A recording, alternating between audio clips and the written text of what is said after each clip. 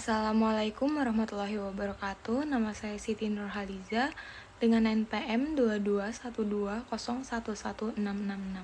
Pada kesempatan kali ini saya akan menyampaikan ringkasan dan analisis dari makalah yang telah saya susun yang berjudul Analisis Putusan Mahkamah Agung nomor 407 K/PDT.Sus/Pilot/2024 dalam sengketa pengalihan aset harta pilot.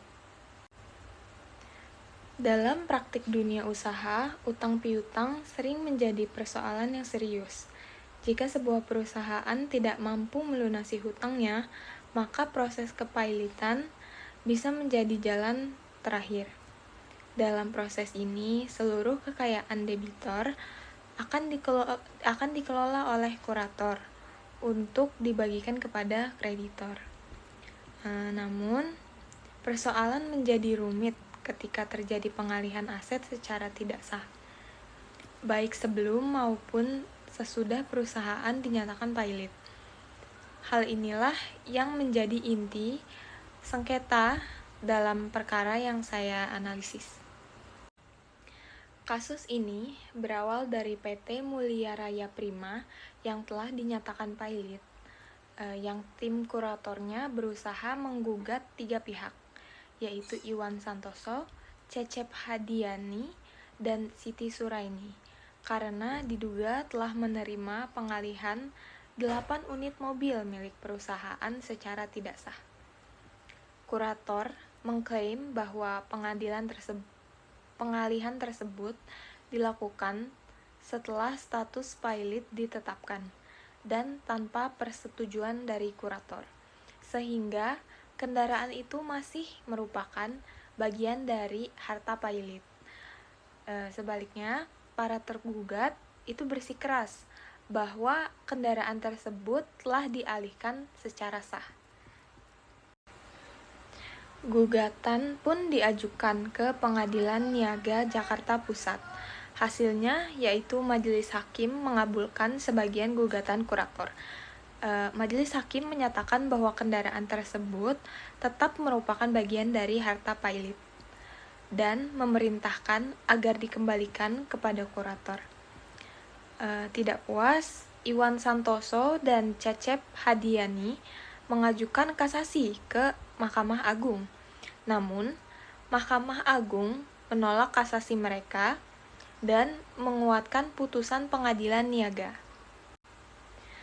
Para pemohon mengajukan beberapa alasan, di antaranya yaitu gugatan salah pihak atau error in persona, gugatan tidak lengkap karena kurang pihak, tidak adanya izin hakim pengawas, dan adanya tuduhan bahwa gugatan dilakukan dengan itikat buruk. Namun, Mahkamah Agung menyatakan bahwa alasan-alasan tersebut tidak dapat dibenarkan secara hukum. Majelis hakim menilai bahwa pengalihan 8 unit mobil dilakukan setelah perusahaan dinyatakan pilot, dilakukan oleh pihak yang tidak berwenang, serta merugikan kreditor. Yang terburuk juga bahwa dana hasil penjualan mobil tidak masuk ke rekening perusahaan, melainkan ke rekening pribadi. Hal ini melanggar prinsip Actio Pauliana, sebagaimana diatur di dalam pasal 41 dan 42 Undang-Undang Kepailitan, sehingga pengalihan dinyatakan batal demi hukum. Akibat hukum dari putusan ini berdampak pada 3 pihak. Yang pertama, yaitu bagi debitor, PT Mulia Raya Prima tetap harus mempertanggungjawabkan seluruh asetnya sesuai dengan hukum kepailitan.